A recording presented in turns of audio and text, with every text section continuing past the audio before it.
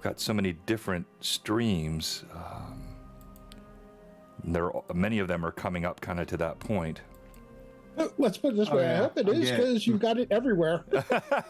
Well, it's not. If it isn't, it is now. Yeah, no. I think somewhere. Yeah, we'll figure it out.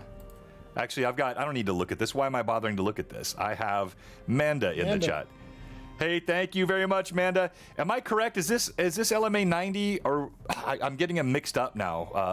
I know I was 92 on Greyhawk Awakening. I think this is 90. I think 89 was Faith and Fantasy. I'm pretty sure that's right. I'm glad you guys like the new starting screen.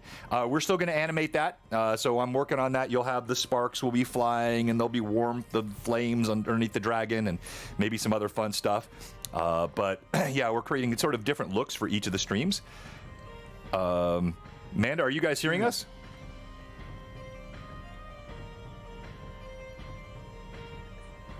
Are you guys hearing us? Testing 1, 2, 3. Oh, she's gonna look. Yeah, okay. Hey, good to see you. Hello. We might be on 92. Is that correct? What was Faith and Fantasy? No, I think it was 89. No, she just confirmed. I've got homebrew campaigns in a published setting as 91. Did that not get published to YouTube? All right, well, let me fix that right here. It is 92. All right. That's what I told you, Robert. Why are you arguing with me, man? You know. And then let me see if I can edit that while I'm live on stream. Good evening, everyone. Thanks for joining us. It's going to be a fun chat tonight.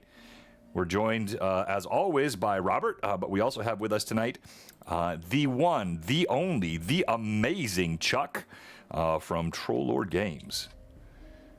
And it's going to be fun to chat with him tonight. And, well, there, I updated it. Hopefully that worked. Dun, dun, dun, dun, dun, dun, dun. All right, let's switch up our audio for a moment as we get ready. We'll be live in 4 minutes.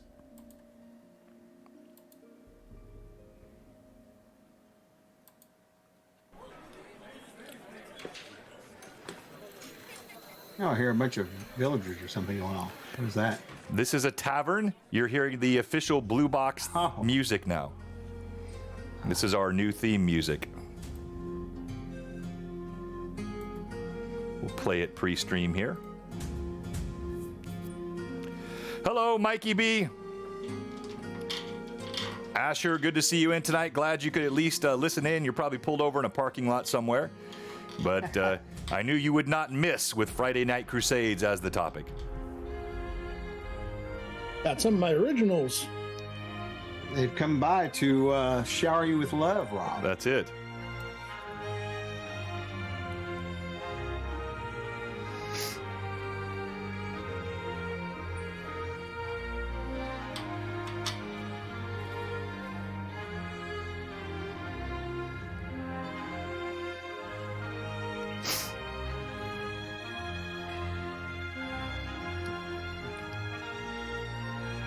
Ooh, I'm sorry to hear that, Ash.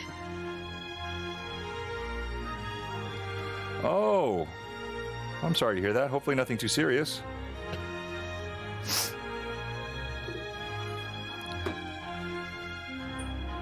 So you made lemonade. Nicely said. Well, here's hoping the lemonade here is pretty sweet.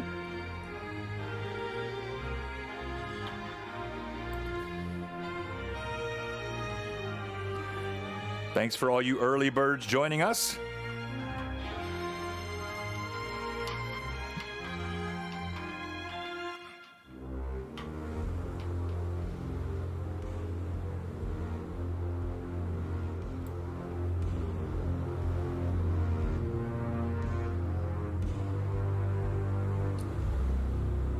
Not gonna lie, this is my favorite part. Yeah. I love the dwarven feel. But it's the fact that he kept the theme going, slightly changed, but it's still the same. Yeah. Where'd you get it, John? Yeah, so actually created by a new member of our community. His name is Joffrey. He goes by Triskel Clefs. And he's got incredible equipment and access to all this stuff, and he is actually looking to do more of this sort of work. So anybody that's interested, if TLG wants to do custom audio work, he does all this. Now you're going to hear my voice for a second, Chuck. 3 words. Oh, shit.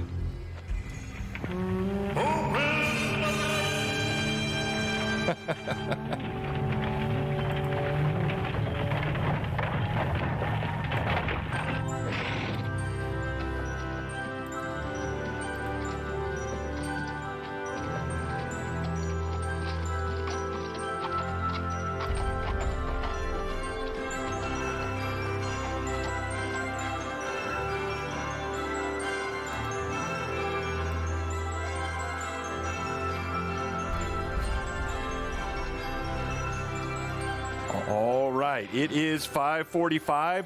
We're going to switch over, and you will be now not only heard, but seen in 3, 2, and 1.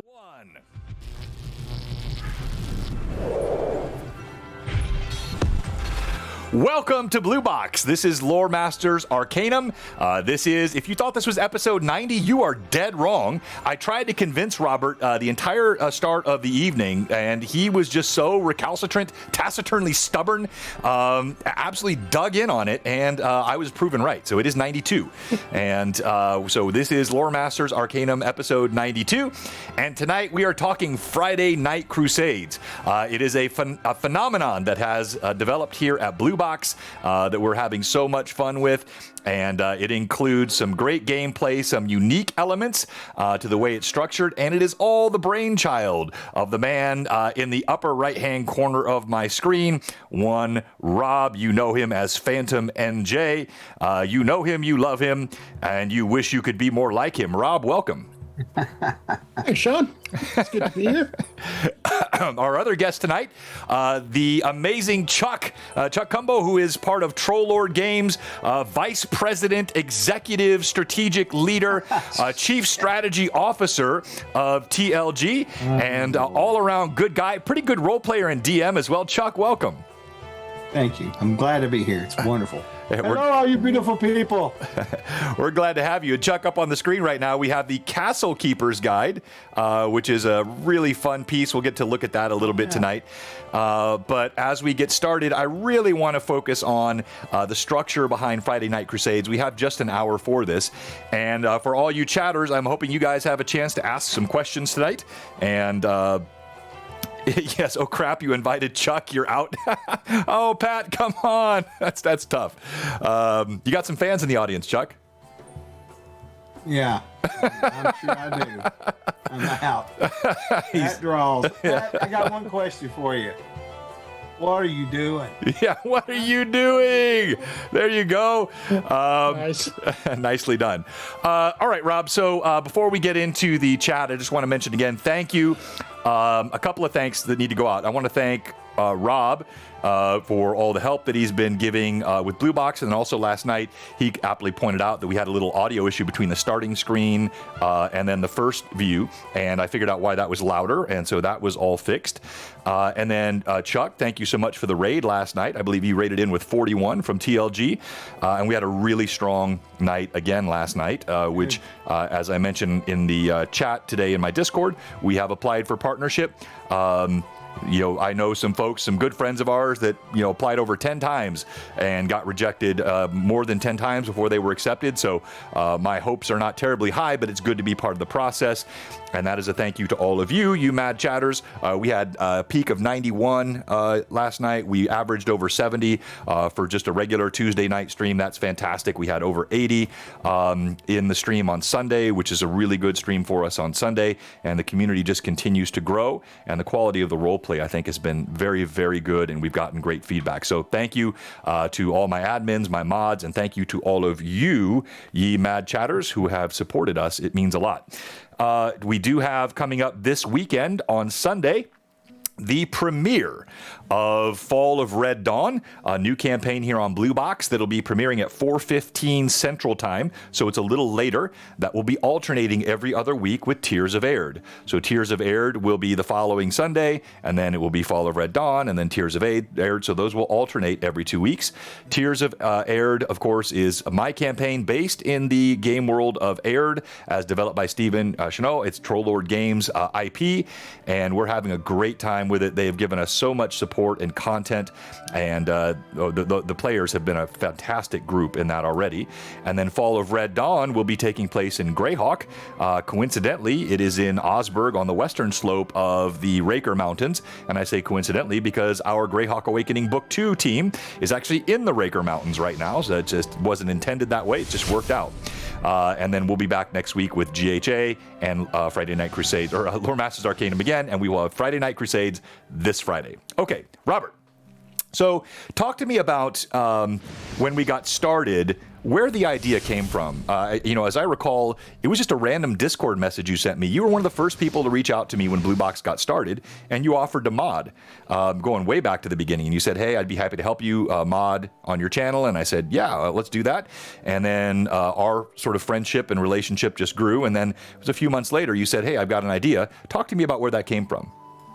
Honestly, it was sitting in Discord, a bunch of us were talking, and it was on a Friday, honestly. We were bored, and people were like, it'd be really cool if there was a game going on or something, if we could do something. And it kind of, I don't remember who was part of that conversation. I know there was like 3 or 4 people who were just chit-chatting, and got the idea as well. Troller Games had started giving away the PDF for the 7th printing of the Player's Handbook. I was like, I can do something with that. So sat on it for a bit, thought about how to make it work, and that's the point where I realized the way we could make this work and make it accessible is when I brought it up to you and said, look, this is something I think we could have a lot of fun with, and we went from there. So I want to talk about this handbook for a second and the CNC element, but then I want to talk about also what else makes FNC unique. And by the way, I love all the artwork that you guys have. This is, of course, the 7th printing. We're now on the 8th printing, which I have a copy of.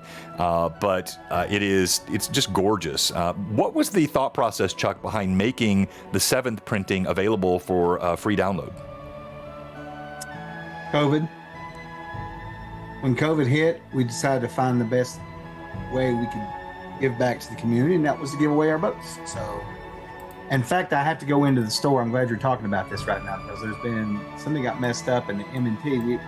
The Monsters of Treasure 3rd printing is supposed to be for free as well too. I gotta fix that. Okay. Yeah, we just decided to do it, and then it's kind of like when we first put our rule set up on Fantasy Grounds. We were going to have it free for a few months. Just left it free. I mean, because it's about trying to help people enjoy their time during not such a great time. Right. That's kind of what brought that on, and it's, people still get it. I mean, I'm glad to see people downloading it and using our books for free. I think that's great, because I just want them to play the games and have fun, Yeah, no, that's fantastic. And then as a, have you seen from that also folks that maybe, they download the free version of the Player's Handbook, but then they're going onto your site and buying modules and other content to supplement that as they get into the system? Yeah, they typically will go on there, they'll download the Player's Handbook, and you can get character sheets for free on there too as well. So they'll download those together a lot of times. Maybe not always the monster book, because usually it's a lot of players, but then eventually their GMs come back looking around, And yeah, that's exactly what they do, which has been good for us, But it's just, I don't know, it's just kind of the spirit of how those companies run, In fact, I myself lost a bunch of stuff in a flood, 6-7 years ago.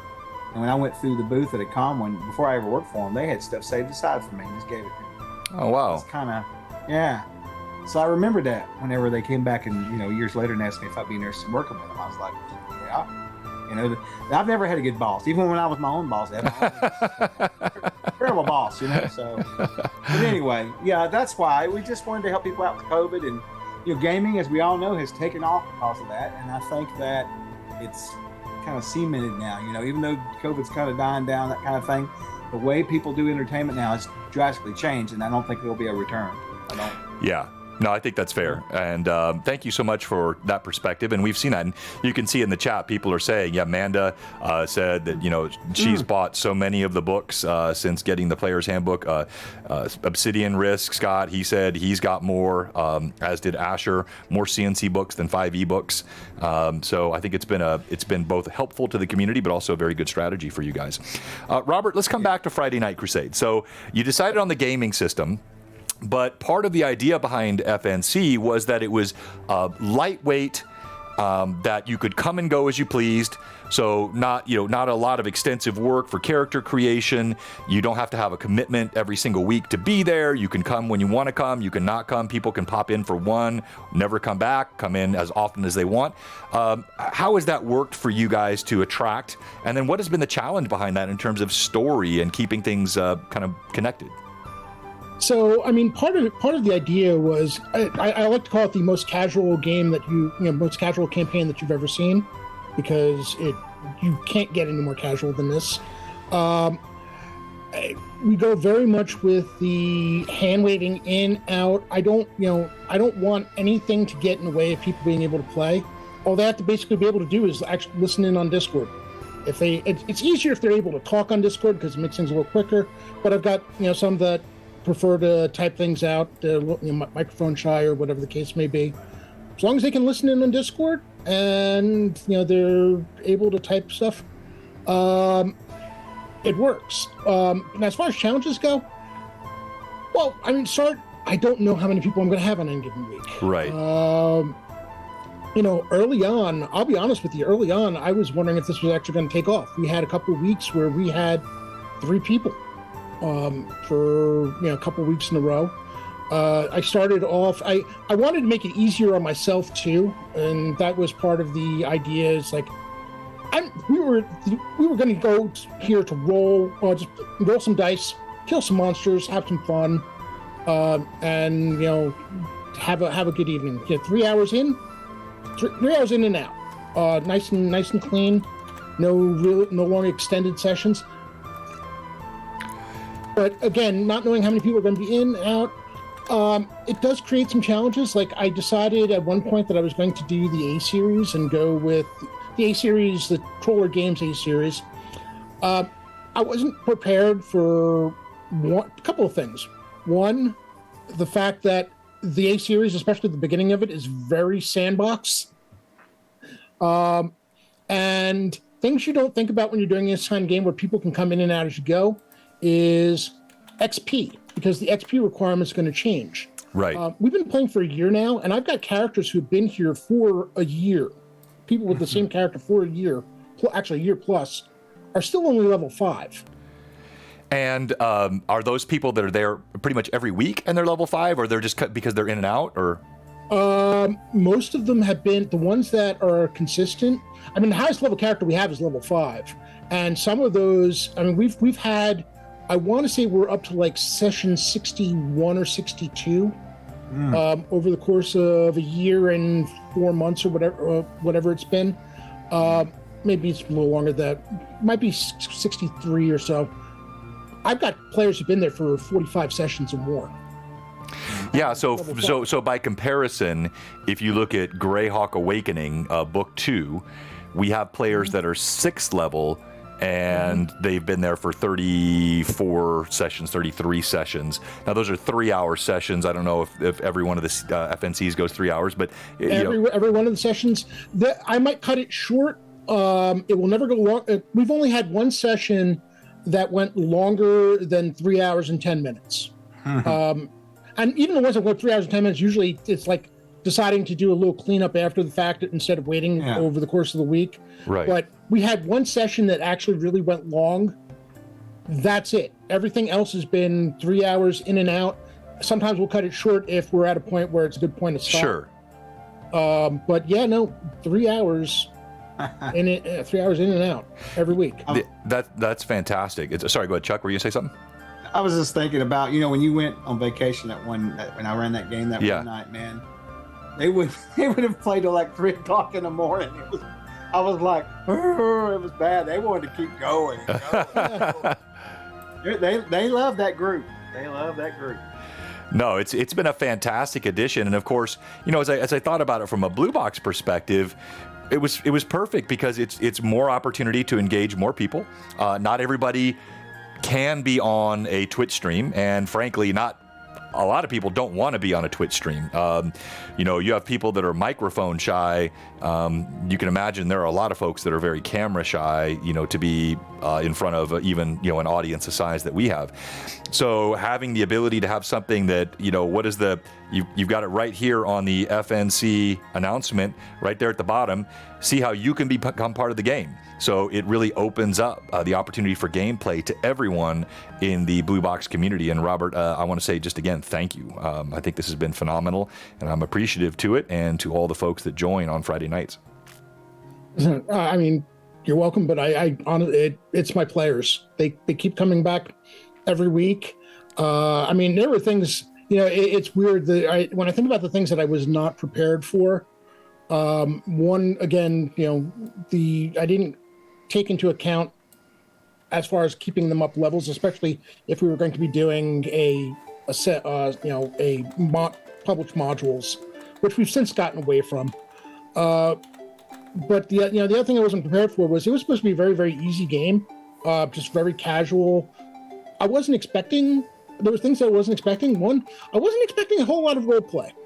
I mean, and when I say role play, really? I mean, there's always some elements of role play, but the group as a whole got into the role play very, very deep to the point where they were asking me questions that I just didn't have answers to because we decided to go with the Troller game setting, which I was not familiar with at all, and I didn't have answers, and I had to go looking for answers, and they, there are things that they've done in the game that I swear they had me in stitches.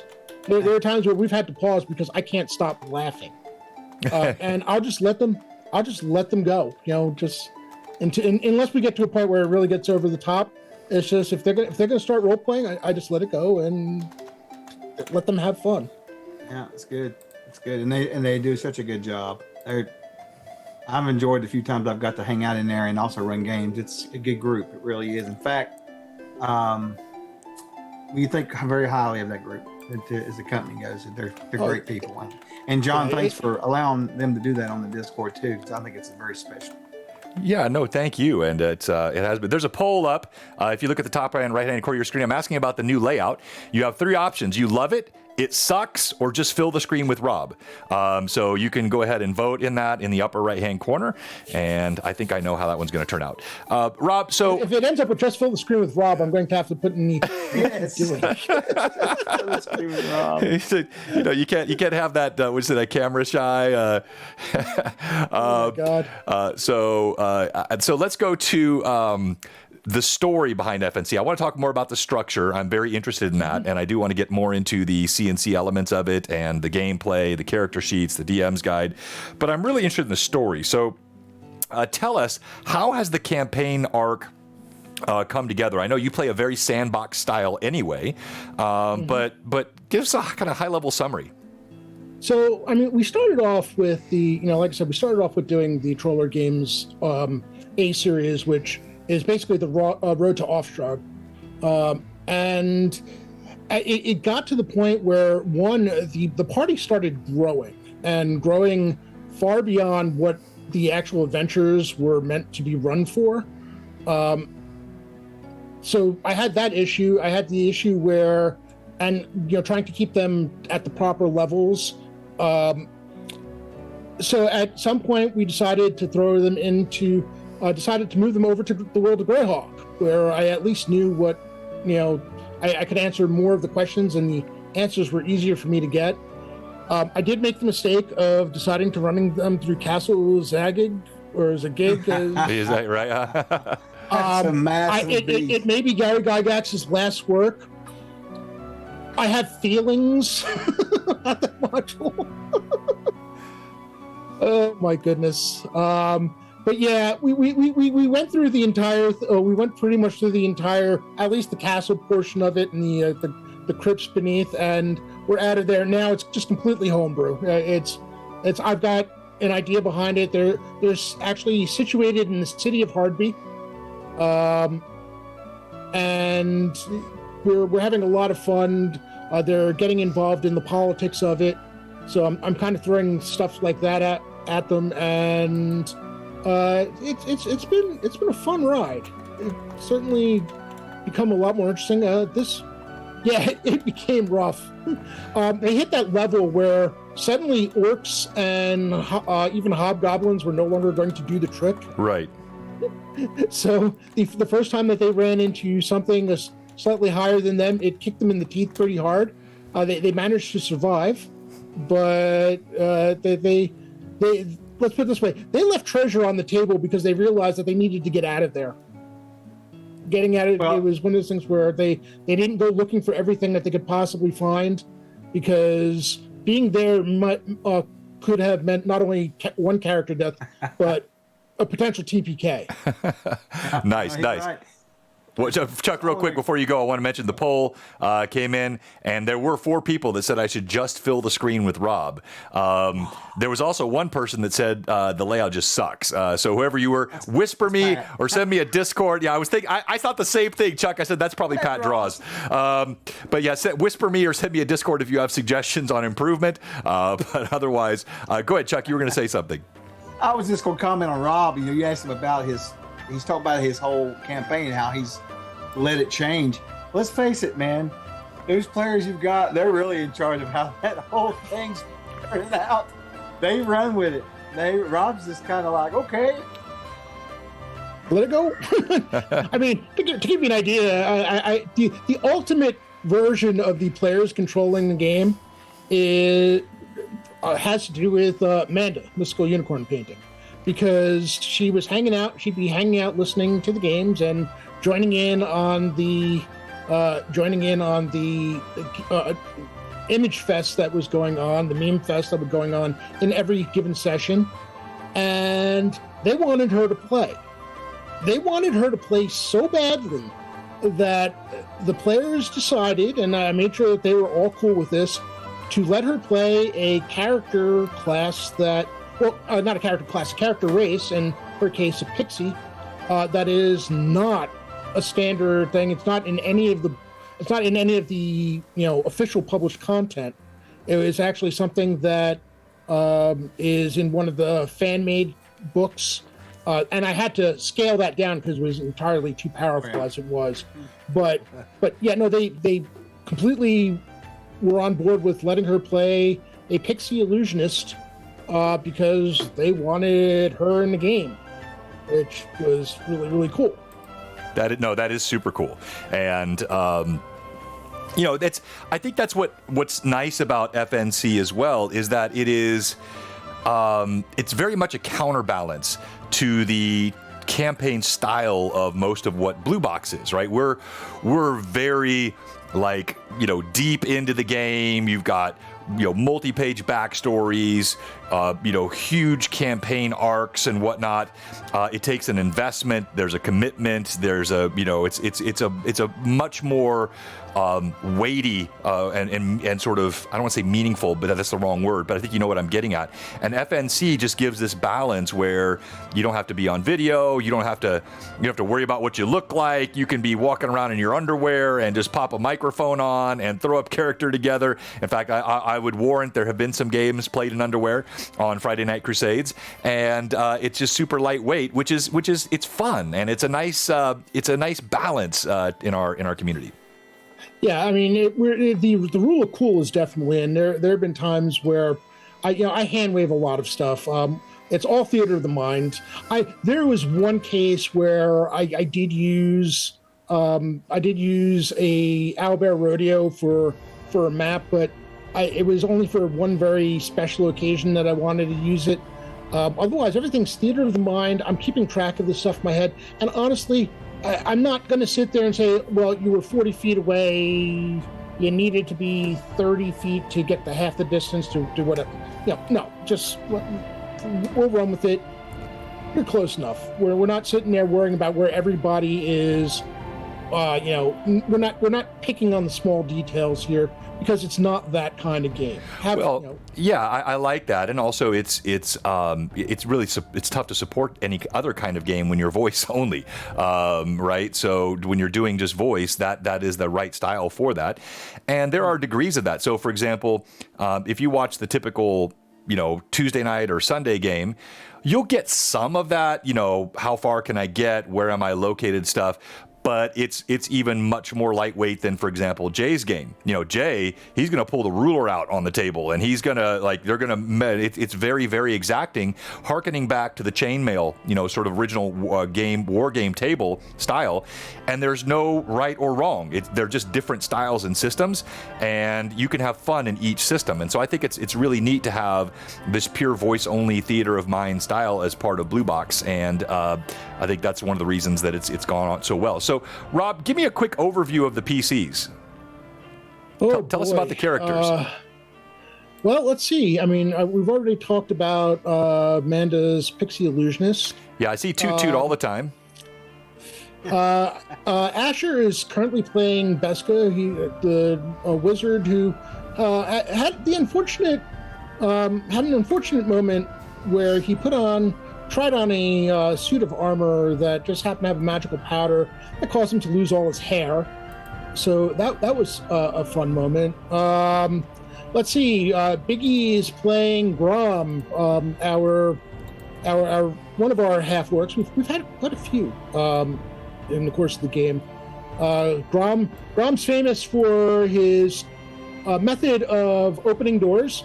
He's very considerate. He knocks on every single door and announces housekeeping to give somebody a chance to respond, and then normally knocks the door down. Lee is currently playing their third character at this point. All family members. The first one died, the second one left, and they're on their third. Oh, goodness.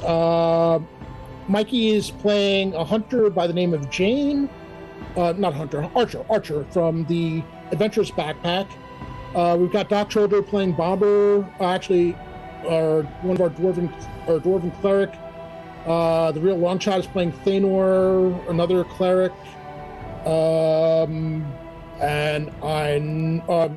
Pat Draws is Pat Draws just switched from Cyrus, his assassin, to and Oriondis, another cleric. So, and I'm sure there's a few that I'm forgetting. I mean, we've had 19 players over the course of the year, and actually it's getting close to a year and a half now. What's the most you've had in one session, and what's the most sort of audience members you've had in one session? The most we've had in one session, it wasn't for the entire session. Yeah, that's thank you, Amanda, Asphyx and Kelric. We've had the most ever, and it wasn't the entire session. It might have been for an hour or so. We had 11 people, which actually is a personal high for me. The most I ever had previously was 10 people. I've had more characters. I've had 10 people playing 13 characters. This was 11 people playing 11 characters during the session for a while. And how often do you have, because I've popped in a few times, and I'm always trying to figure out like who's playing and who's actually just watching. Do you have folks that will, like what you said Manda used to do it, do you get that a lot where folks will just come in and lurk and listen? We have, it's gone up and down. Lately we've had a resurgence of it where it used to be we had 2 to 3 people every week for a while. Then for a while we weren't having really anyone listening, and now we've had about 2 people per week for the last few weeks listening in. Some of which might be converting to playing, or just haven't had a chance to play yet. So no, that's really good, and DMing 11 players, that's interesting. keeping track of that. Yeah, and that also would probably be part of the watering down of the XP. Your CR would have to be pretty high. I don't. Yeah, it's this thing. I can't do XP the traditional method. Yeah. I almost have to do it on a session basis, and it's kind of how much do they? It's not. I don't even take into account I do take into account a bit the monsters they killed, but it's more like how much do I think they accomplished this session, and go from there. Because I need to, one of the things about Castles and Crusades is it goes back to the really old school thing where not everybody levels at the same rate.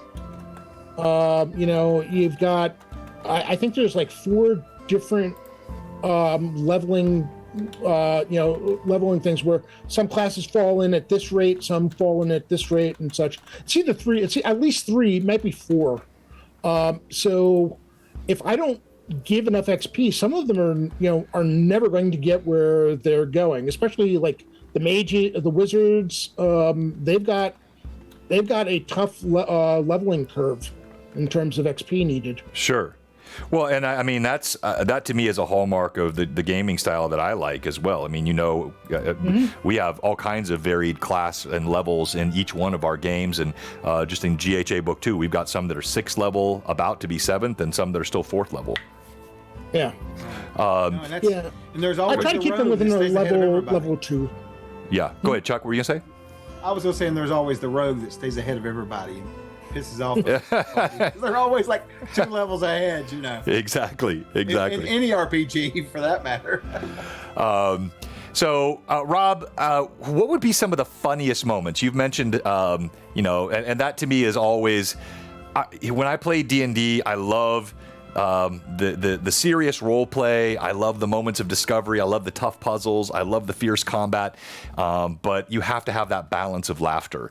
And it may not always happen, and you can't force it. But when it happens, it's magic in a game. Talk to us about some of the more funny moments that have occurred in the FNC campaign.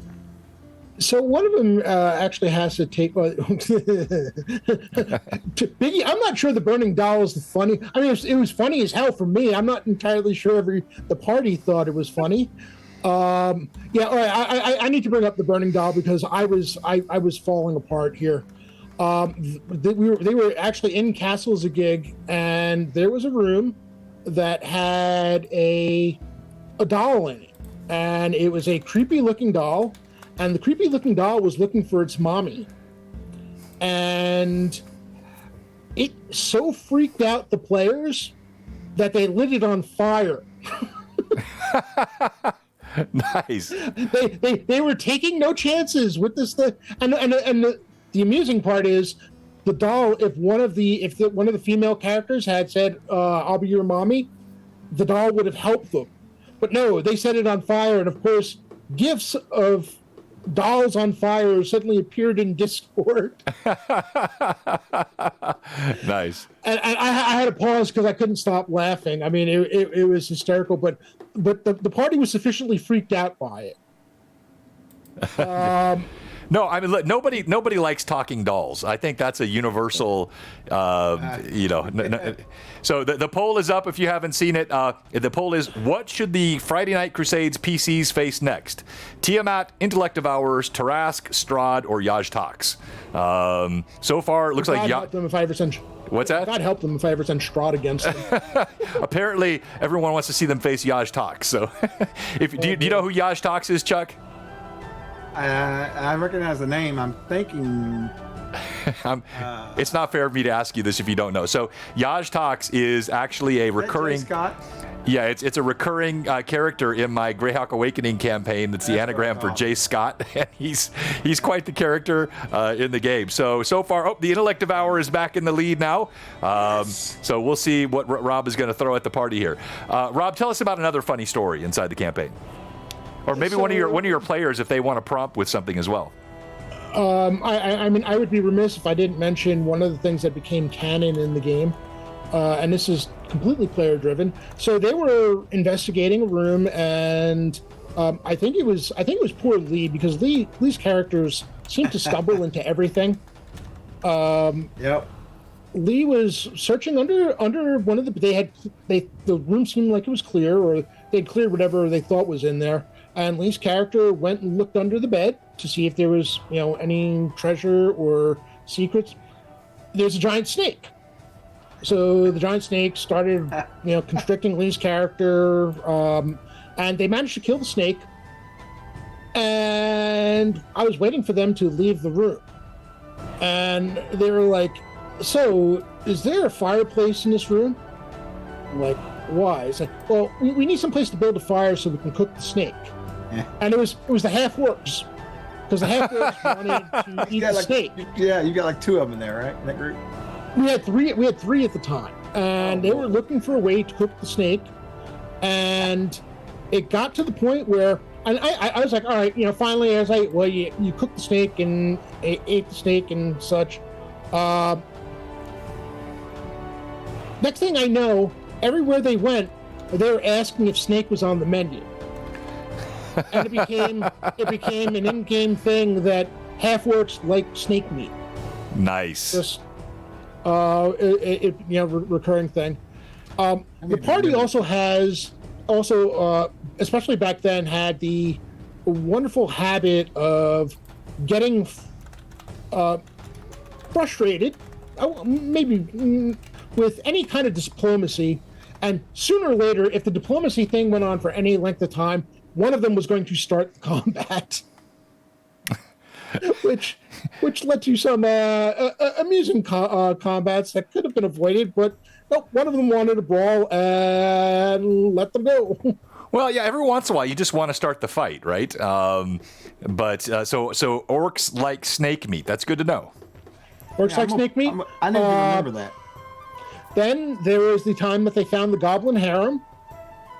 And you can't blame me for that. You blame Steven for that, or Chuck, or whoever wrote the A series. I remember seeing a lot about that in the chat, so that's kind of interesting. Tell me, and by the way, the Intellect Devourer won the poll by 1 over Yaj Talks. So if they survive the Black Dragon on Friday, we'll see. By the way, there's going to be the party is apparently hunting a Black Dragon on Friday, or the Black Dragon's hunting them. I haven't decided yet. We'll see how that goes. Oh man! Early on, one of the other things was the creative use of goblin corpses. It started off with them killing goblins and making sock puppets out of the goblin skulls. As you do. The other thing was they got to a point where they realized that they were getting into trouble with trapdoors, and not so much trapdoors, but any kind of traps. Mostly because our poor rogues rolled terribly. I mean, just awful rolling, and they would get themselves hurt. So the party decided we're going to need to find a way to circumvent the traps. So anytime they found anything that they found suspicious, they would go and grab the last goblins that they'd killed, because the place that they were in, there were a lot of them around, and drag them so that the corpses would take the damage. Or if there was a room where the floor, if you stepped on the floor, certain things happened depending on alignment. They decided to cover the room in goblin and orc corpses so they could make it to the door on the far side of the room. After a couple of them had already tested the theory of trying to get past the area to hilarious effect. Nice, very nice, very nice. That's good. Have there been any PC deaths? There has been one. What were the circumstances of that? Lee's first character probably made the ill-advised choice to go out into the water to try to dissuade a water naga from I think it was a water naga from attacking them, and failed their diplomacy attempts. And to be fair, a couple of things happened that I gave several chances because I felt a little bad about it, but wanted to give a couple chances for the character survivor, somebody to do something epic. The only problem was the healers got feared multiple times. Of all the people to fail their fear checks, the people that could keep the poor wizard alive failed their fear checks and were like 2 rooms away. So the poor wizard got dragged down to a watery death after several failed saves to escape. And yeah, I nearly killed Asher's character twice because we were talking about like fast and quick as far as rules. One thing I didn't realize that Castles and Crusades, as far as the base rules as written, doesn't have a crit rule, so I was like doing double damage. Poor Asher was playing one of our better, more beefier characters at the time. He was playing a half-orc named Pignose. Asher was Pignose, I forget, a ranger or I forgot what Pignose was. I think he was a ranger. I swear it was one of those. So yeah. Half-orc ranger, yeah. I had the enemy went. They were fighting an enemy, and it wasn't a big combat, but got a crit on his character, and rolled max damage. So he went from full health to 0.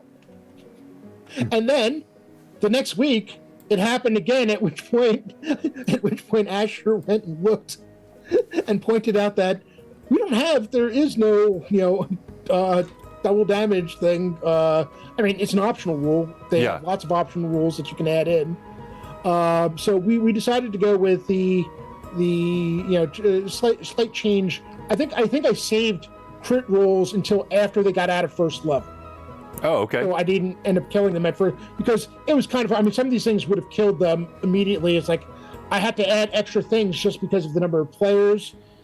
So yeah, it was one of those things where I had to give. Otherwise, I was going to end up PPKing the party.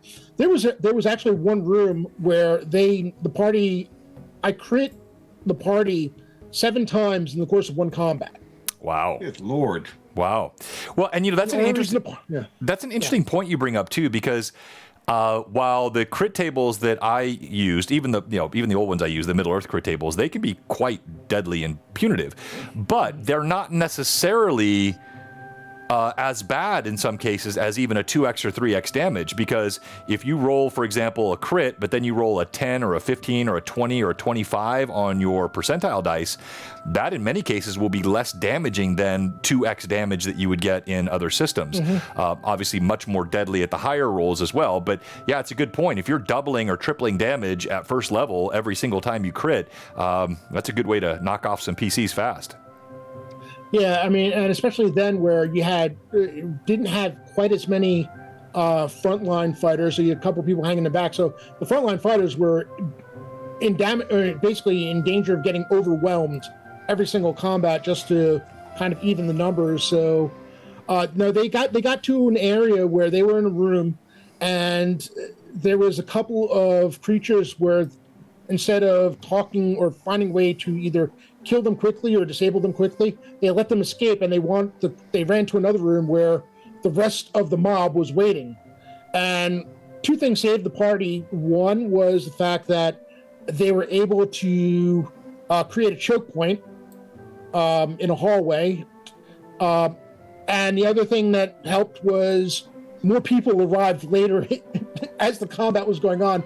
More people arrived late, so they had fresh reinforcements who had not been taken down. Because Siglin mentioned he got crit 3 times in that particular one. I know Lee's character. I think Lee was on their second character. They were on the monk by then. Lee's character got crit and dropped, and so they were bringing them back, healing them, and sending them back out because they were in danger. They were in very serious danger of getting overrun. Very nice, very nice. So let's switch gears a little bit and let's talk a little bit more about the system.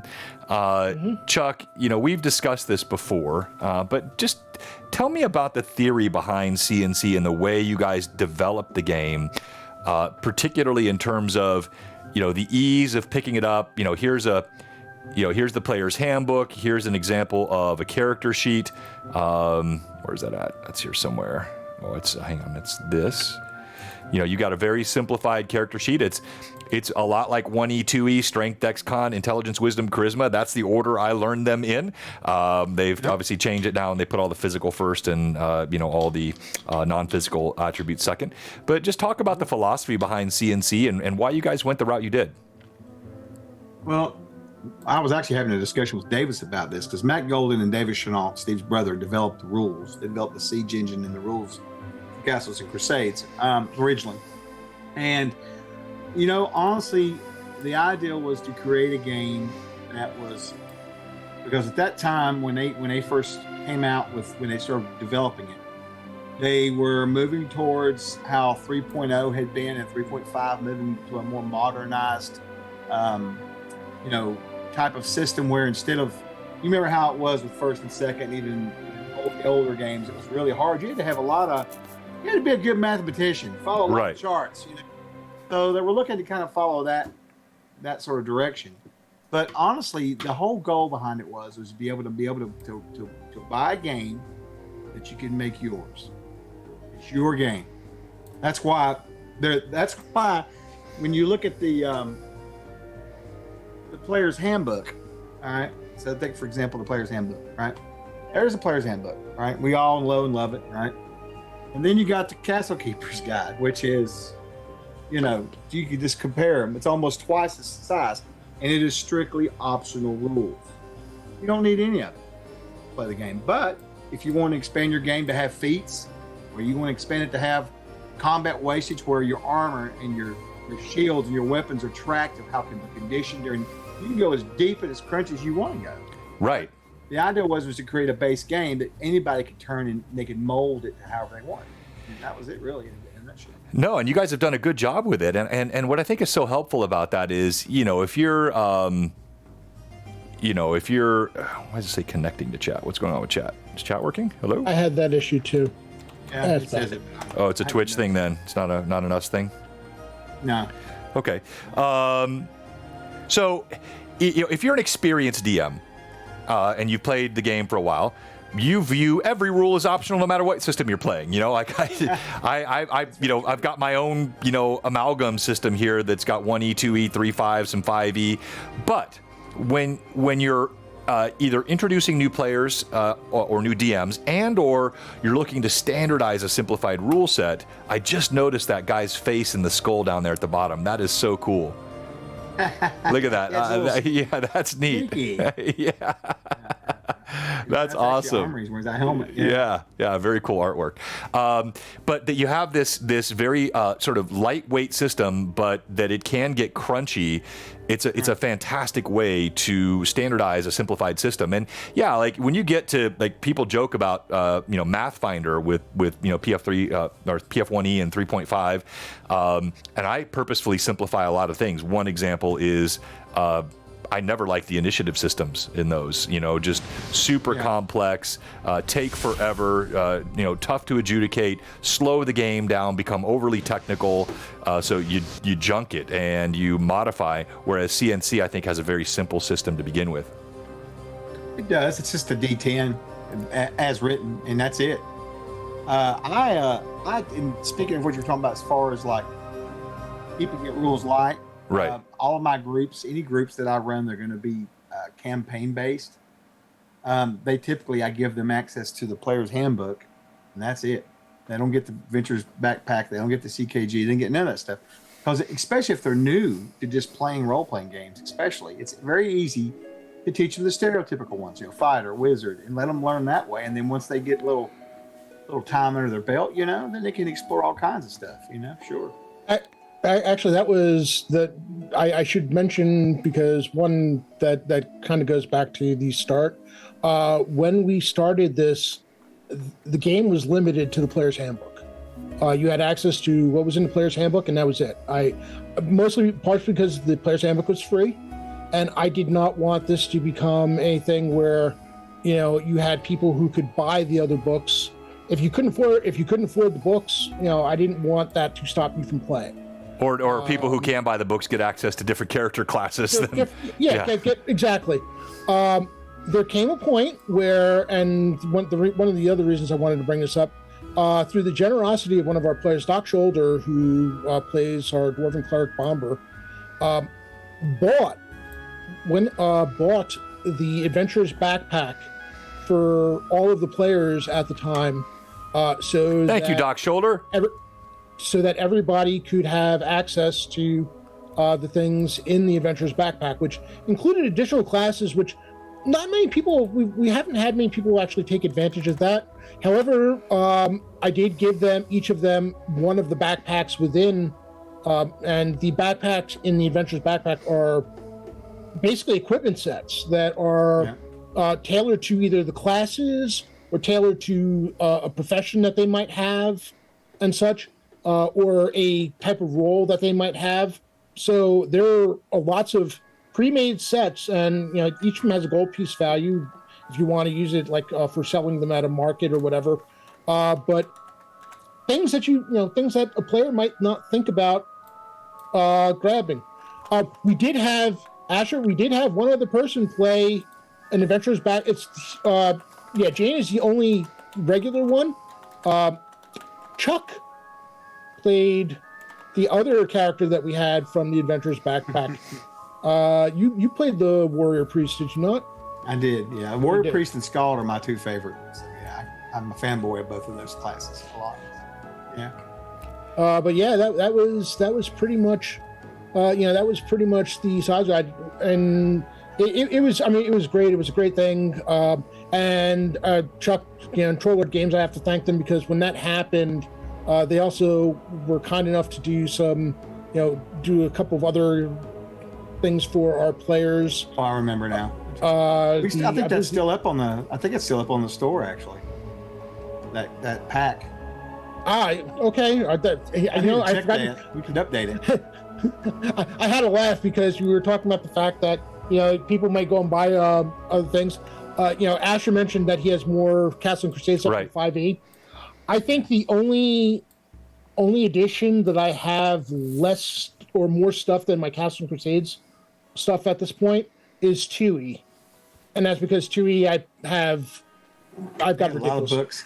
A lot of books. Let's just wait. I don't think Troller Games' entire catalog would not outnumber my 2e collection. Because with all those books, they came out with those manuals. Mm-hmm. All those were awesome. I love those. Yeah, I have all of those. I've got everything Greyhawk that ever came out for 2e. I've got a lot of Ravenloft stuff, a lot of Spelljammer stuff. So, but after that, it's Castles and Crusades, and my Castle and Crusades passed my 5e collection a while ago. So let's. I want to talk about that for a second, and also I'm going to give a little tip here for everyone that's watching. By the way, Gunslinger, I resent that. I have not killed a PC in weeks. I do not deserve that moniker. When we do Greyhawk Awakening Book 3, I've already announced that Book 3 will be taking place in the southwestern part of the Flanaess. We'll be playing around with the Sea of Dust and the Dry Steppes and creating a Dark Sun style version in the Flanaess using the old Dark Sun box set rules, which means, of course, I will be introducing psionics, and I will be using the psionics from the Psionics Handbook in 2E because that was a really nicely built set out of psionics with that Psionics Handbook. Nice. Chuck, so talk about, hello, good evening, Sinekin. Yes, Dark Sun, it's coming. I'm already, it's all the artwork that we're going to do for Book 3 is going to be kind of Brom-esque.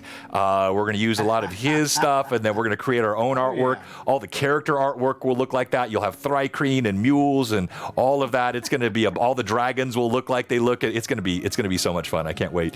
But it will all, by the way, Gunslinger, little known fact, I actually reached out to Gerald Brom last year.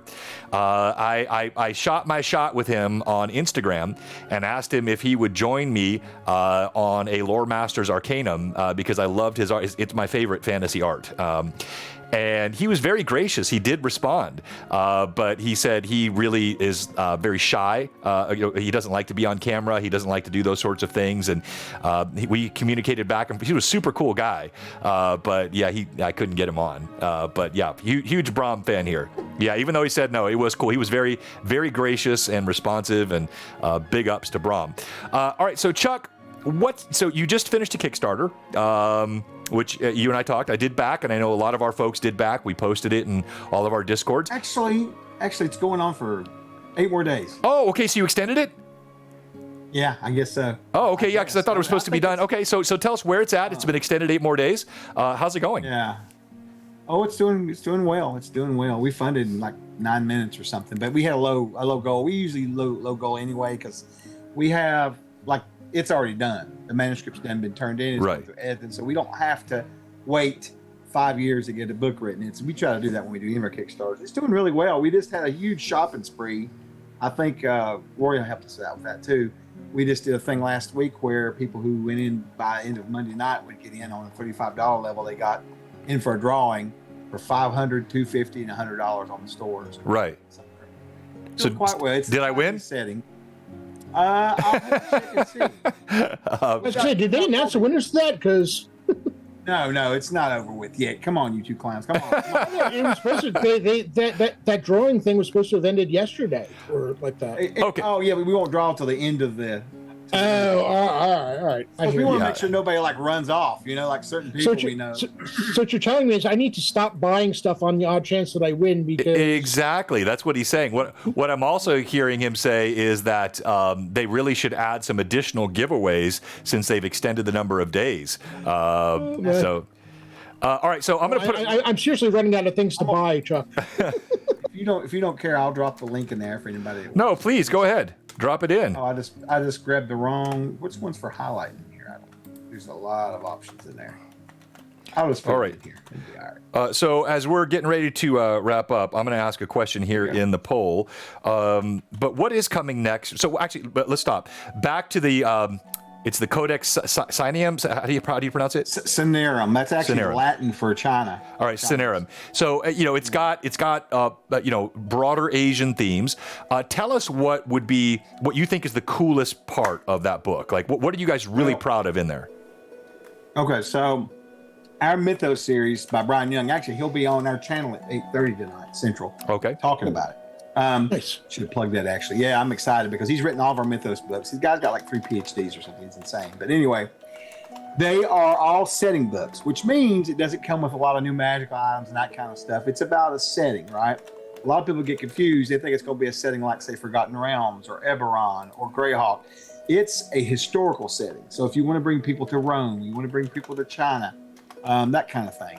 Now, this book in particular, I'm very excited about because I got to go through it pretty heavily when I was working on the video for it. It's got like 200 monsters in it, crazy monsters, all kinds of dragons and stuff. It's really cool. It's got like an evil boar creature. I remember that was together. Got about 40 or 50 deities. There's a ton of new Chinese based equipment, but he covers like 1,000 years of history or something. So there's like periods in there of all that stuff. It goes over sorcery. There's a whole new system for martial arts and CNC in there. And also, if you want to do like a wuxia or anime kind of style game, there's rules for that too. It's really, really, really, really cool. That is cool. That sounds, and I was just admiring in the castle guide. There's a new poll up, by the way. So the poll is, what do you guys think should come next for TLG? I put integration support with a 3D VTT, vis-a-vis Tailspire or Menhir, or they're all coming out now. D&D Beyond like tool, digital tool set online. Adventure paths, like that was one of the things I think Paizo did really well. Cool adventure paths that kind of contiguous structures. Dark Sun style supplement. I don't know where that came from. Maybe I'm partial to that. Or anything else you want to put in the chat. But you guys go ahead and vote there. So far, the D&D Beyond and the Dark Sun are taken off. But I'm going to come back to something in the Castle Keeper guide here that I thought this was really cool. And I think this is more detailed than I've seen in most any other sort of standard published piece of material, which is all of the ship configurations that you have inside that. A bunch there. That it was By the way, I would point out that some of the module series that they have are adventure path-ish. They're maybe not quite as I'm talking structured, but they are. I mean, the A series is a continuing story going from A0 to A17. And it's been redone. Like we're getting ready to redo it, as you guys know. So there will be actual more adventure paths built when we finish, because they were all written back in the early 2000s when adventure paths just wasn't a thing. Right, exactly. So they're kind, yeah. So I tell you what. Sorry, go ahead. I was going to add one last thing about that Codex Sinaiticum. I was going to let you guys know. Sure. That Brian's already finished the Korean version. He's almost finished it, Japan. He's got Mongol to work on, and then John, he's coming out with Arthurian King Arthur setting. Oh, very nice, very nice. I didn't hear Dark Sun in there. No, we need to get with him on that. It's historical based, but I mean, it's not like, But anyway. Yeah, just like I don't mean obviously I don't mean literally ganking Dark Sun and getting yourself in IP trouble, but like desert. There's a guy in our Discord that did those Dark Sun conversions for CNC. I need to get you those rules. Oh, please do. Yes.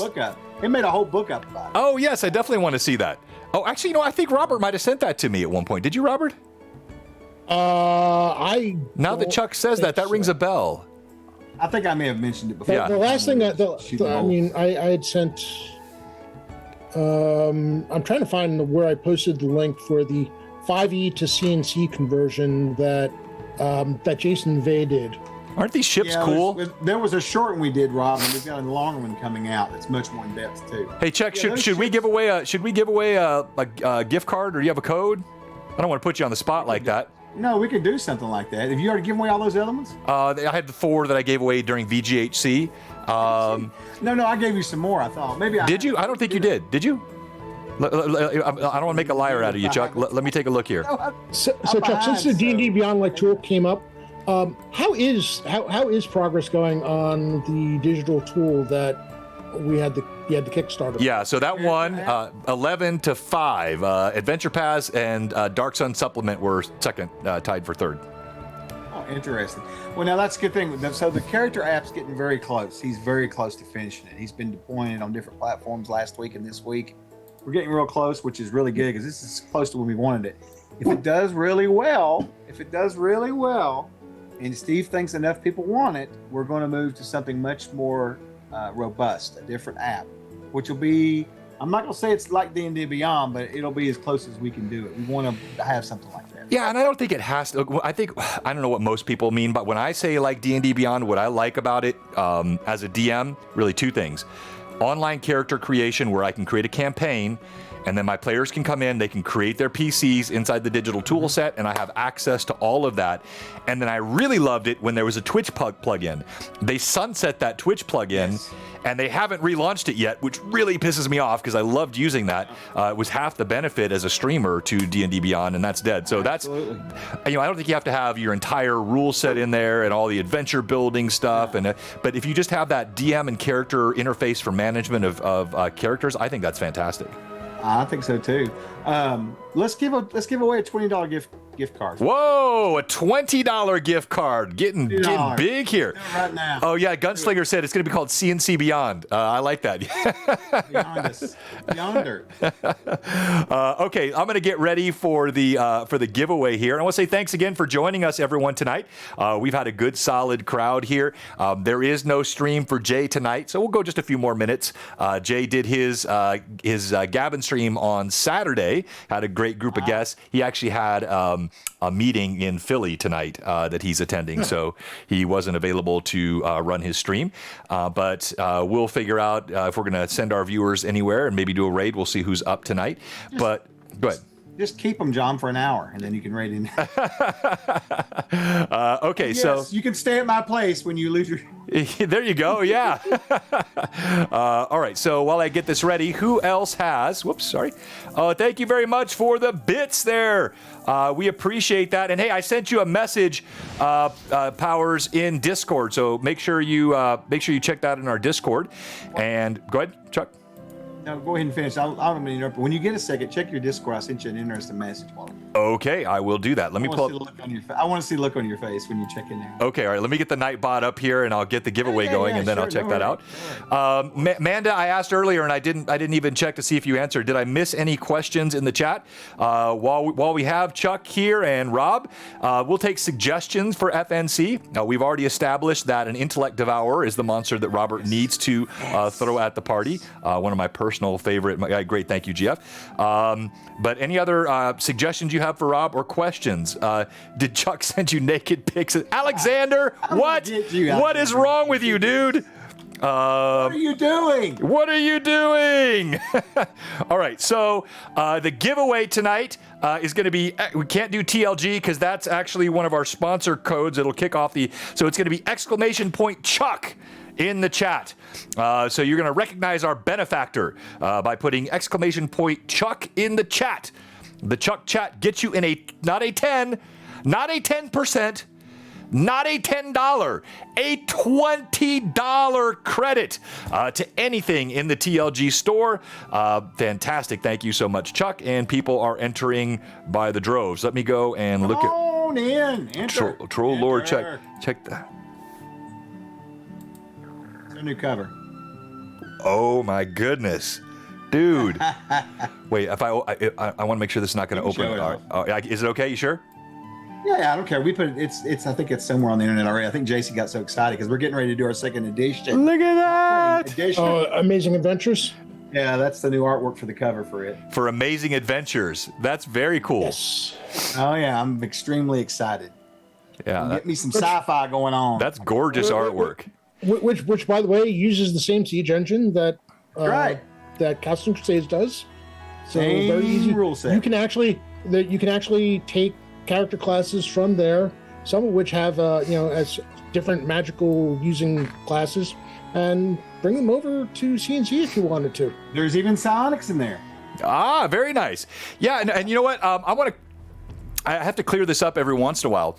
People have misconceptions. I love sci-fi. I love spaceships. I love playing in sci-fi settings. I love dinosaurs. I used to draw dinosaurs as a kid. I think dinosaurs are awesome. I love gunslingers. I love Western style fighting. What I don't do is I don't mix my mashed potatoes inside my chocolate pudding. I keep my genres distinct. So I don't want to play with spaceships in my D&D. I don't want to have dinosaurs in my my fantasy setting. I don't want to have gunslingers that are in my dinosaur settings. I like keeping things neat. To me, it's more immersive. So that's how they did it in the old days, John. I know, Sparky. I know. I'm familiar with Expedition to the Barrier Peaks and Isle of the AI. I know. That's just my... Yes, chocolate potatoes. Thou dost protest too much, Justinius. Dinosaur gunslingers listen, driving spaceships. Don't joke about chocolate potatoes. There's a place that in London where they put chocolate in everything. White chocolate mashed potatoes are amazing. You know what? I'm sure somebody somewhere, but I'm using an analog here. I'm not necessarily being literal, okay? It was the first thing that came to mind. Think of two foods that don't belong together. That is my feeling on this mixing of the genres. But I think if that's a style that you like, and I think that, if like the Amazing Adventures, that is the purpose of that. And that artwork is just gorgeous, Chuck. You're getting a lot of compliments on that in the chat. All right, so there's...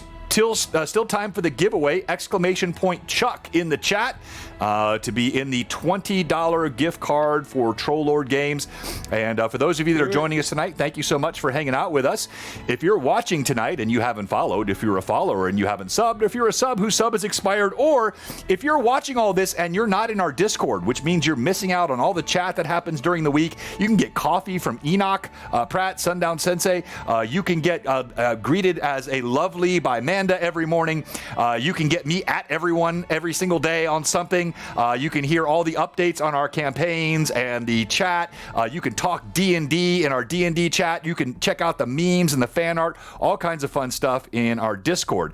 But if you're not a follower, you're not a sub, your sub's expired, you're not in our Discord, our one question for you tonight is... What are you doing? Come on, give us a follow, give us a sub, jump in our Discord, join the fun, and type !Chuck in the chat for the giveaway. All right, Chuck, go ahead. You were going to say something. Can I drop a link in the chat? I really need to do this. Well, okay. Now, normally I would just say go ahead, but the fact you're asking me makes me nervous. What is this link? It's a link to sign up for the Indiegogo for the Amazing Adventure. Oh, of course, yes. You might need to make him a VIP before if he's is Chuck not a VIP? Okay, well, hang on. I can do that real quick. Yep. I'm not seeing. Yeah, no, he's not. All right, so here, let's. Well, Well, yeah, I know. Well, hang on. You know, we run things here. So should like Troll Lord. I make? Oh wow, a VP. Should I make Chuck a VP? And yes, no. Get that man a top hat. Alex, you're out Replace of control. Robert with him. There you go. Okay, all right. So you have 3 options on this I'm next not a poll. VP, though. Should I'm I a make moderator. Chuck a VP? Yes, no, or replace Robert with him. Those are your 3 options in the poll. And go follow that link. You don't have to sign. You don't have to pay for nothing. Just follow it so you can be notified. were you able to get the link in there? Numbers up there. Oh, you got it anyway. Now, I'll Okay. post it one more time. I'll still make you a VP, Chuck. Actually, it won't let me. Oh, that's so sweet of you. Thank you. Yeah, but the chatters have to agree though. Oh, let's see what they're saying. Let's see. Roles manager. I'm going to the roles manager. The roles manager. And you're going to be Troll Lord Games. Okay, Troll Lord Games is a VIP, but you are... Right, I'm the weirdo. You... Babunski. Chuck. And I was going to change it to Troll Lord Chuck or something, but too many people know me from that old streaming alias. It's Chuck _ or just Babunski. That's right. Yeah, this caps Babunski. All right, so... It does, Sparky. Thank you very much. Yeah, it does. In fact, we can't launch until we have a certain number of followers. Steve won't do it. He won't do it. They've got that stuff down to the science. Gotcha. All right. 40 Kickstarters, and none of them's ever failed. So. Well, there you go. Very nice. All right, so Chuck, you are a VIP. Go ahead and post it again. The chat approved you. There were 15 of them that said yes. It's interesting to note that 6 of them said I should replace Robert with you, which is actually 6 times the number of people that said I should put your face full screen, Rob. All right, I mean, he has a following. Of some sorts. So, some of them are coming with pitchforks. I mean, but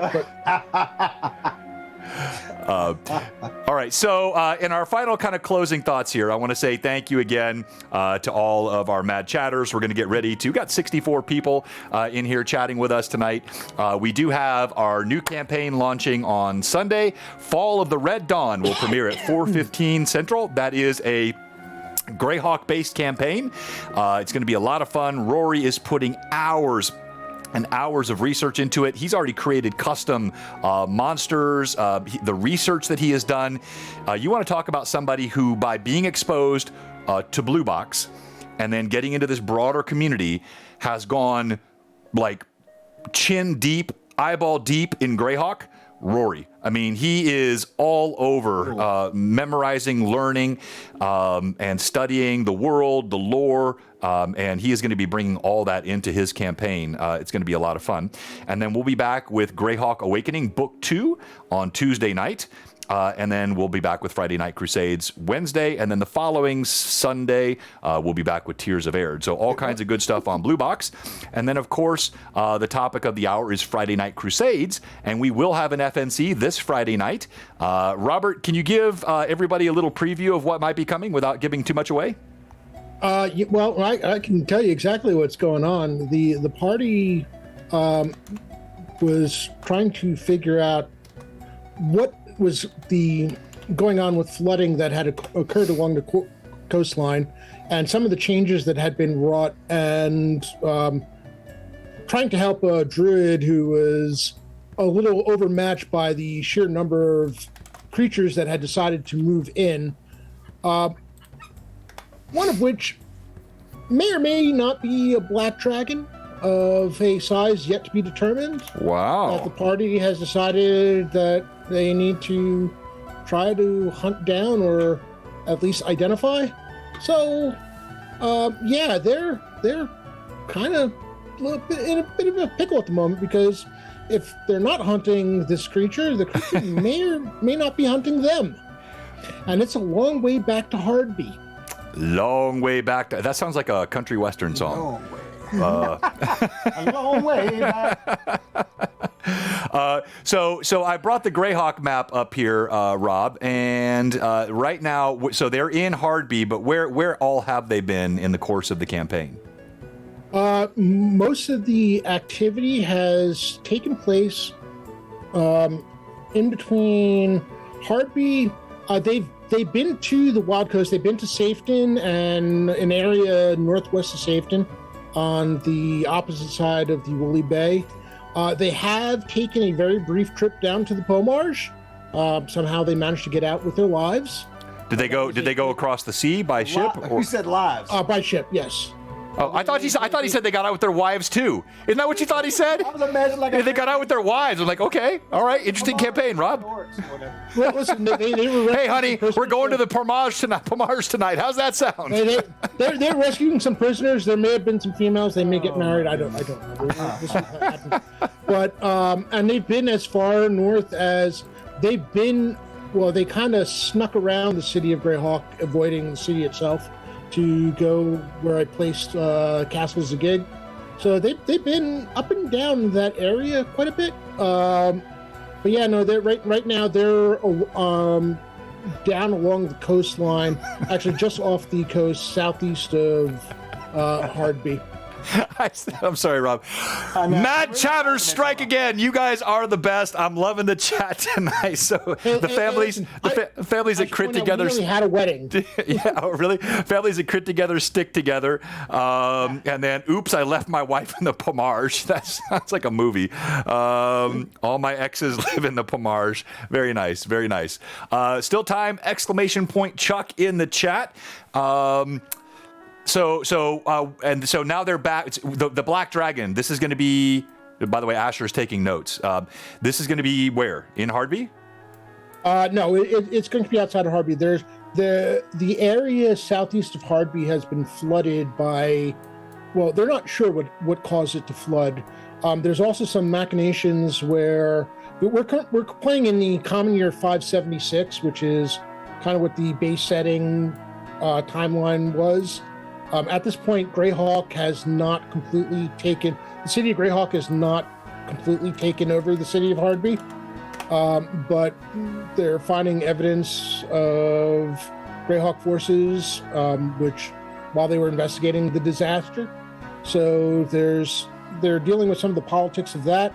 But the swampy area has invited lots of interesting creatures, including lizard men, some other aquatic style creatures that they haven't been able to identify, and what they think may or may not be a black dragon. Very nice. Very nice. And yeah, they also said you caught yourself. I think you were about to give them some information that you didn't intend to give, but you caught yourself, so well done. Yeah, so the compliments on the map, this is courtesy of Anna B. Meyer. This is the special blue box edition of the map, which includes the free city of Altamira. If you're one of Anna's Patreons, part of what, depending on the level you're at, she can help customize maps of Greyhawk with your own areas of the world. And I think this is something that, as she is also doing cartography for the world of Aird, you're going to see her work in the box set for the free city of Altamira that will be coming out from Trollord Games next year. Y'all better believe I'll be all over that Kickstarter. Founders edition, whatever I can get. I want an NPC in there. I want to go. I want all of it. Sign me up now. Whatever the highest level is, I'm in. Hey, good to see you, Steve. Sorry, go ahead. We're doing a lot of maps for us. Yeah, she's going to be doing maps, and then I think that would be cool, a way also to customize Aird. If you're a Patreon at the highest level for her, she could probably do some customization of your Aird map. I don't want to put words in her mouth. We're going to have Anna back on very soon. We had a great time with her. In fact, I got to tell you, Chuck, she's on Jay's stream every week. And when she was on our Loremasters Arcanum, she told me afterwards that was the most fun she's had on a talk show in a long time. So I got to make sure I remind Jay of that. You need to. Well, I mean, I was with the two of you, so obviously. Yeah, it was because Rob was on. That's why. Oh, is that what it was? Okay. No, but we'll definitely have Anna back. Yeah, you're telling. Go ahead, tell. I talk to Jay every day. I love that guy. We bust each other's chops. I'll use the politically correct term. Right. So yeah, so it's. lost my train of thought. So you definitely, yeah, when you guys get that box set out, I want to support it, and thanks for all the content that you're pushing out in the community. What's next after the current codex, Chuck? Is there anything immediately on the horizon you guys have for a project? Yeah. Let me have a gander real quick. Ooh, are we going to get some inside secrets here? I will give you some inside secrets. All right. Why not? Thank you, Toriano, for the gift subs. Yes, look at that. Nice. Very much appreciated, sir. Biggie. All right. Biggie Poe. BPG RPG Gaming. All right. This is what we have on the lineup coming up. So this is basically for our Kickstarters that are coming up in Indiegogo, our crowdfunding, because we're doing some things on Indiegogo now because we wanted to just try it out. Okay. We've got the Snarm coming up. Amazing Adventures will be hopefully in November. Then in January is a brand new Codex of Air printing. We're going to clean that up. Actually, it's going through a full edit right now. We just hired a new editor just for that book. Oh, wow. We're Okay. moving some things around in there. Yeah, so it'll be good. March, we should have Davis's new book ready at the Adventurer's Armory, kind of like the Adventurer's Backpack. It's Okay. a ton of new weapons in it, monster weapons and monster armor. It's got some wild stuff in it. It's really cool.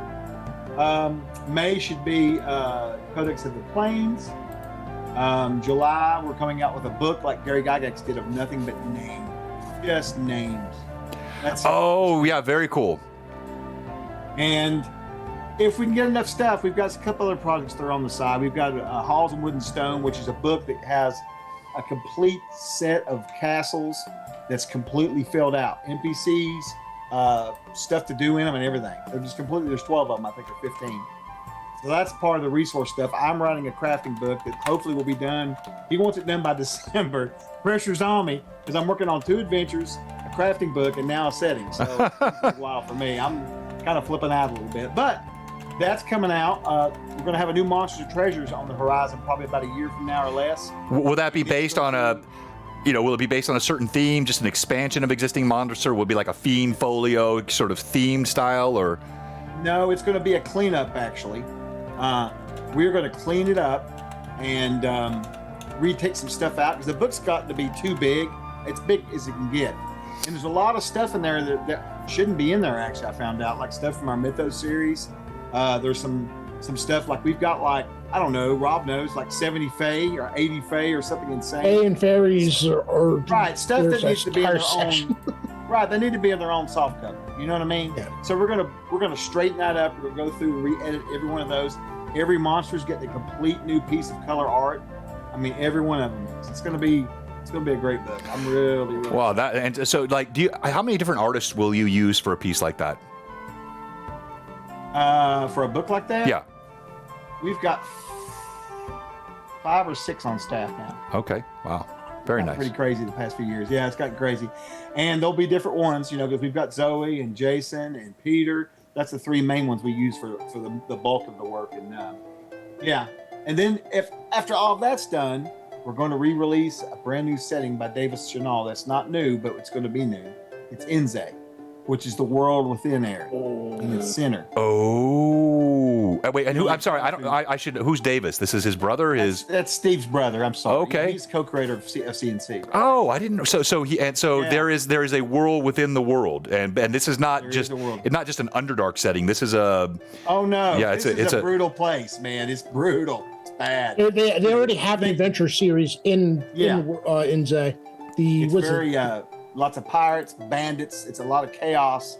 It's very cool. Very cool. Yeah, and that Adventurer's Armory, that sounds very interesting as well. So when you have something like the Adventurer's Armory, if you've got somebody on tonight and they're a different edition player, they play Pathfinder, they play 5e, how easy can something like that be sort of transplanted into whatever system they're running? Easy. I'll get out. Thankfully, we have a rules light system, so there's nothing to it. In fact, it's kind of funny. I was running a group through Tomb of the Lizard King not too long ago, one of my favorite modules, ADD modules. And the dragon in there, I looked at it, and I remember growing up and being terrified of this dragon. And I was like, wait, what? It was only like, The dragons, I remember them being really tough in AD&D, but they're actually not. They're like ancient dragons, like 400 years old. I'm like, so I got ours out and replaced it. You know how much work it took? None.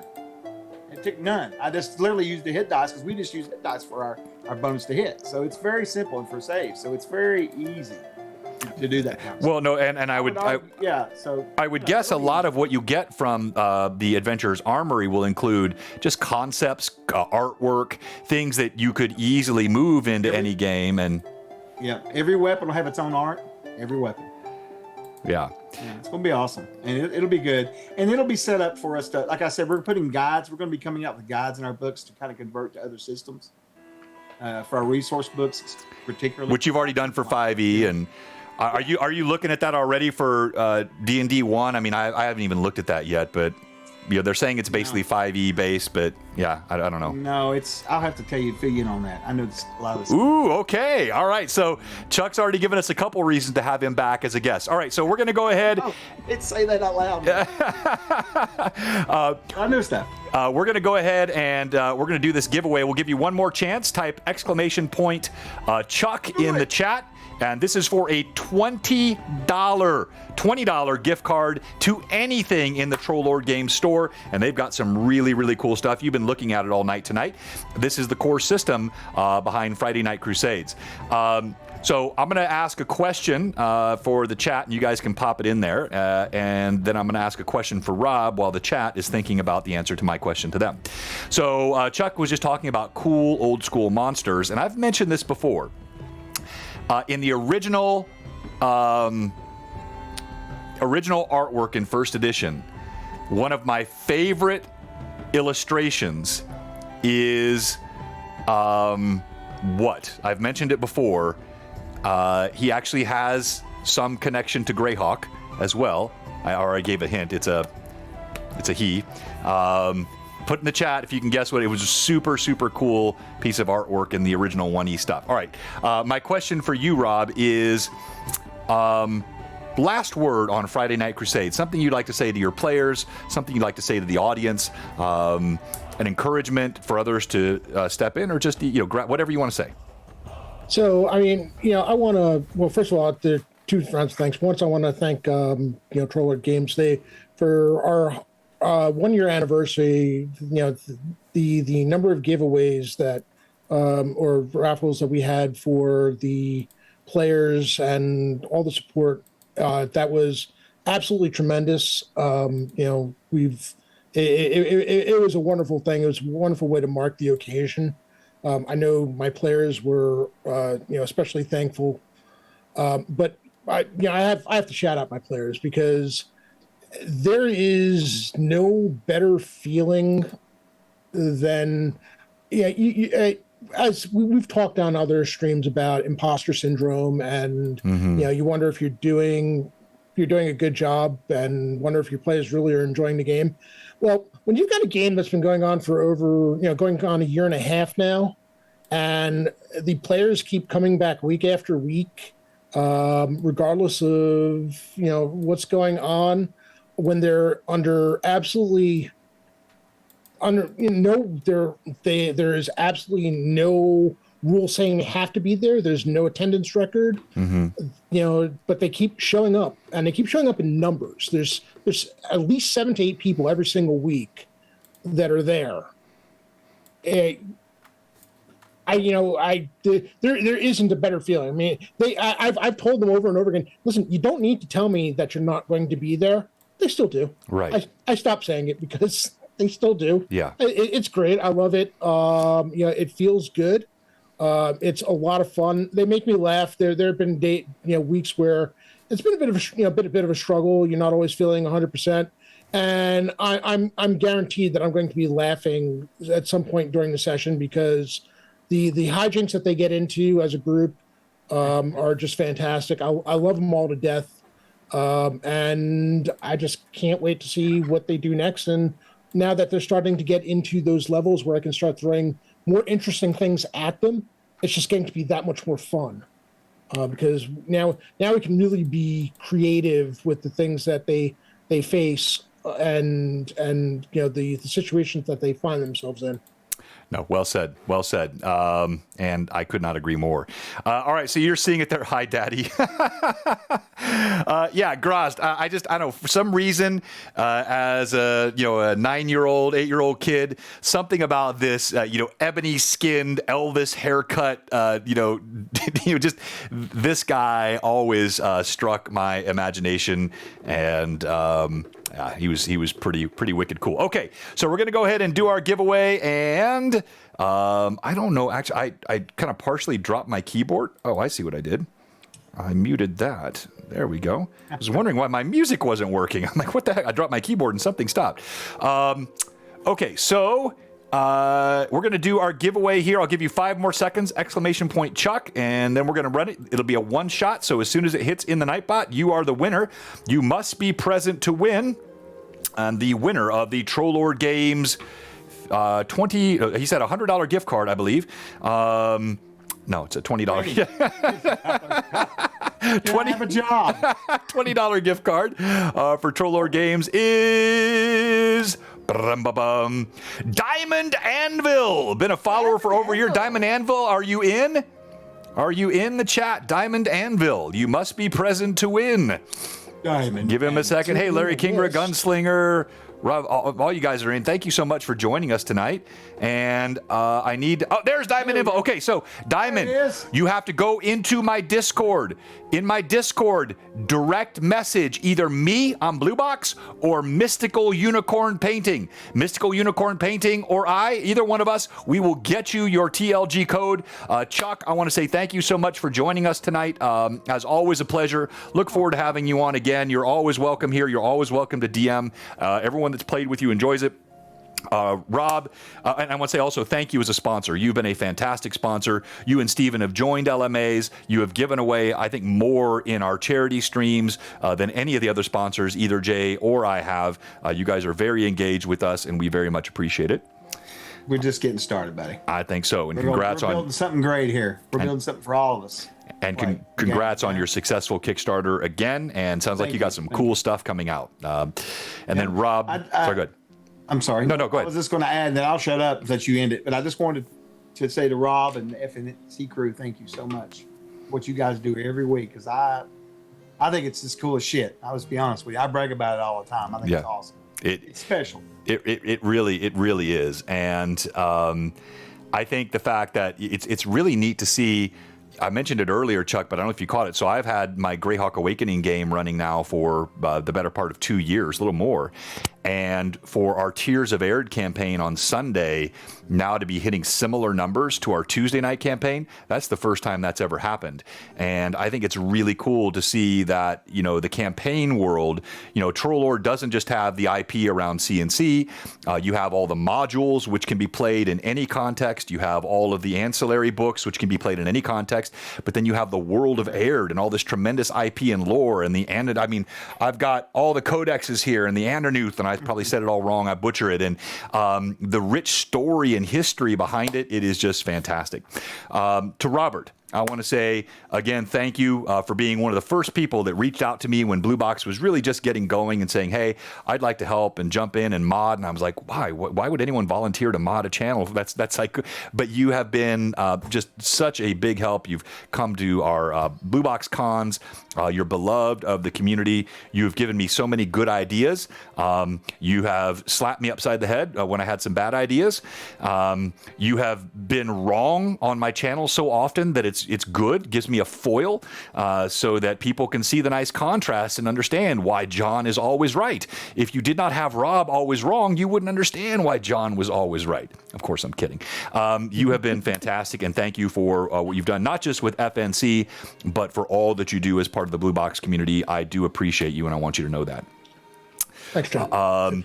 All right, so let's see if we have anybody that we can raid tonight. And as you guys know, I don't raid unless I'm fairly confident we're raiding into something I feel comfortable with sending my viewers into. I take you guys seriously. So let me go here and channel, and then create a dashboard and raid. So we'll see you back here on Sunday at 4:15 for Fall of Red Dawn. And no, it is not, as was said earlier, an adventure about a woman named Dawn with red hair that falls. So anybody have a suggestion here? You know, I'm going to... I have one. Go ahead. I don't know. Go ahead. It's someone that we work with, and she runs some scenes on her channel. I don't know if you want to... Who is it? If it's up to you or not. Scarlett. Have you seen her? I haven't. So, Scarlett... Well, it'll be spelled SCX, actually. SCX? Replace the A with... Yeah. Scarlett 64? Like she's doing some regular 5e tonight, looks like. Is she playing a game? Yeah, she's going to be playing later. She's doing her intro right now, like talking to people. Okay, but it's not like what I want to make sure is I'm not raiding into like somebody playing a video game. Or they're going to be playing D&D tonight on the show. She's just chatting right now. Okay, all right. Well, let's raid in. She used to be a DJ, and then she changed into okay. gamer. All right, very good. All right, so we're going to raid in there. Everybody, tell her hi from Blue Box. Thank you again to Chuck and to Rob. Everybody have a great night. And we got 10 seconds left. My final word again is a thank you to everyone in the Blue Box and the broader Greyhawk community. We've had a great first 10 months of the year, but we're going to finish the year very strong. We had a fantastic VGHC 2 weeks ago. We're leading in now to a lot of the con seasons, and we just want to say thank you to all of you for all the support. It means a lot to us, and a bunch of giveaways are going out tomorrow. With that said, Blue Box signing out, raiding now. Have a great night, everyone. Thanks, everybody. Thanks all.